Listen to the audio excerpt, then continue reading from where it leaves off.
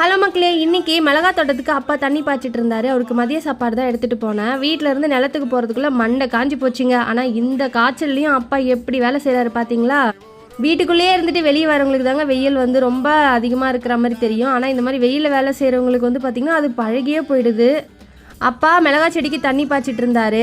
நான் ஃபோன் பண்ணிட்டு சாப்பாடு கொண்டு போயிருந்தேன். நான் வரேன்னு சொல்லிட்டு என்னோட அப்பா என்ன வச்சிருந்தாரு தெரியுங்களா?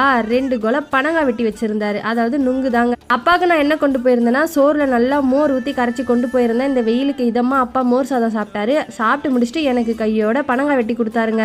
சம்மர்னாலே நுங்கு, மாங்காய், பலாப்பழம்னு எனக்கு இதுதாங்க ஞாபகம் வரும். உங்களுக்கு சம்மர் ஸ்பெஷல் என்ன பிடிக்குன்னு கமெண்ட்ல சொல்லுங்க. சிட்டியில் இருக்கிறவங்களுக்கு நுங்குலாம் பெருசாக கிடைக்காது, காசு கொடுத்து தான் வாங்கி சாப்பிடுவீங்க. நமக்குலாம் அப்படி இல்லைங்க.